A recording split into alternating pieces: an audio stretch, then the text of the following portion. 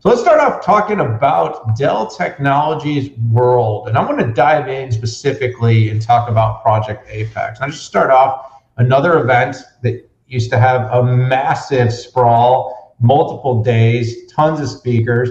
Generally was in Austin for a long time, then moved to Las Vegas. And now it has moved to our home office, or in your case, the offices that you domicile in there in downtown Austin. But good event. But this year, the show and all the upfront work that we as analysts did, alongside Dell, had a lot to do with the company's migration to consumption-based services. So this week, the company rolled out its Apex portfolio. And this is a series of as-a-service offerings, starting with storage, compute, moving towards things like PC, data processing, SAP, and like we've heard from a few other companies, namely HPE, but even if you look at what AWS and Azure are doing, moving towards everything in a consumption-based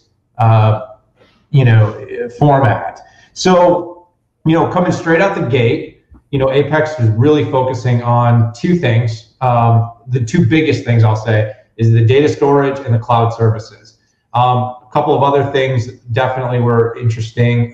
The custom solutions that Dell continues to do, along with the Apex console, which is going to be the portal that is going to be a very important kind of epicenter of the Dell Apex offering. And the reason I really point that out is because what we've got going on is we've got these two converging forces, Pat, and it's basically we've got the big public cloud players migrating more and more and more and more, and you see my hand moving if you're watching this live, but if you're listening, you can't see that.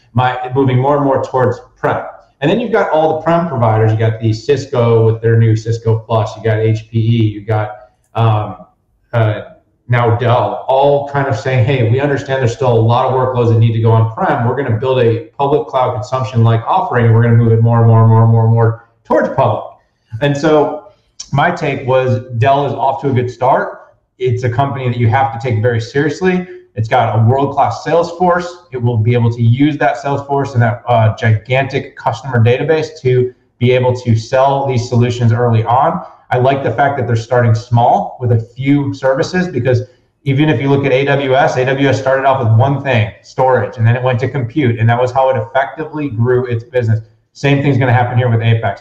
I'm going to leave a little oxygen in the room for you, Pat. That's kind of a running joke on this show for all of our first-time listeners.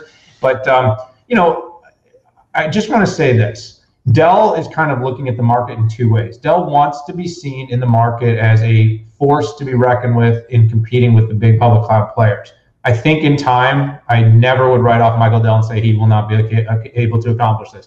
I will also say there are very formidable prem-based competitors that are doing this, that have been doing this in some cases, Lenovo with TrueScale, HP with GreenLake, for years now. They understand a lot of the bumps and bruises, the complexities, what customers want, and Dell needs to get over that hump first. If Dell can get over that hump, prove its business model, build a control plane that people like, scale it up, certainly the company knows how to do services. Certainly the company has a big backlog of subscription from its financial services business, but it's it's going to be a road to hoe. I want to kind of hear about it in the earnings. I want to start off hearing about customer wins, and I want to start to see the financial growth, and then eventually I want to see if the company can compete and convince the market that the hybrid environment starts with your IT prem provider and not your public cloud provider. But in the end, Pat, I think it's going to end up being a mix of both. As a service for everything is what customers want, whether you're a large company, mid-sized, or a VSB, a very small business like us. And that's where the market's headed. And this is where Dell is taking it. A couple things to keep in mind on this, things that really came out here. First of all, Dell's scale. You look at their market share as it relates to server, storage, networking, HCI, PCs. It's gigantic. So the scale at which Dell Tech operates is very different from the scale that some of the other companies are operating at.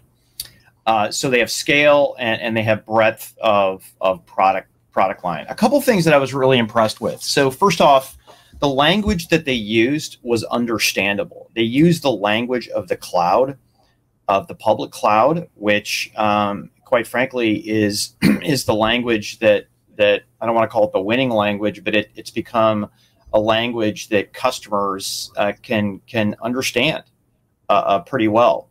And one really interesting thing that I was thinking through here when I stood back, Apex is getting so close to the public cloud when you look at the deal and what they're doing with Equinix. So if you are if you're a Dell Tech customer and you don't want to have on-prem infrastructure, you can put it inside of Apex. And guess what? You're not going to get two bills. You're going to get one bill, and it's going to be from Dell Tech. Dell wasn't the first to use Equinix, but Dell's the first one to have one throat to choke while using Equinix, and that's what customers want.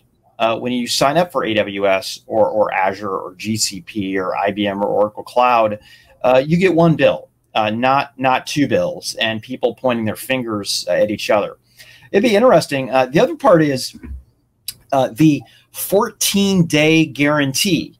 Okay, and I think that is mind-blowing for something that's going to be on-prem and new. Now, if you already have hardware or infrastructure involved, right, you can essentially tap into that in less than 5 minutes at an infrastructure. But the interesting thing I was thinking about was, what if Dell invested CapEx in installing hardware and capabilities ahead of when a customer actually asks for it? And you've got a single pane of glass. Isn't that kind of like the public cloud now? It absolutely is, but don't tell anybody, Daniel.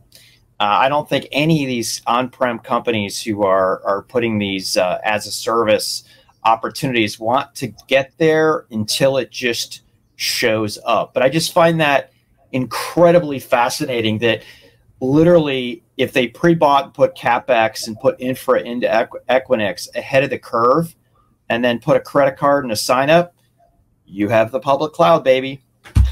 Yeah, you really do. I mean, it'll come down to ownership. Who owns the actual infrastructure? If Dell owns it, it basically is a public cloud. If it becomes something that the user ends up owning the infra, and like you said, you are right. I do think that will be a hard road to go down. It'll be very competitive, but like I said, I've got a lot of confidence in Dell. Everything Michael does is very well thought out. We've seen it. A lot of times people might not understand it, but trust me, he's brilliant.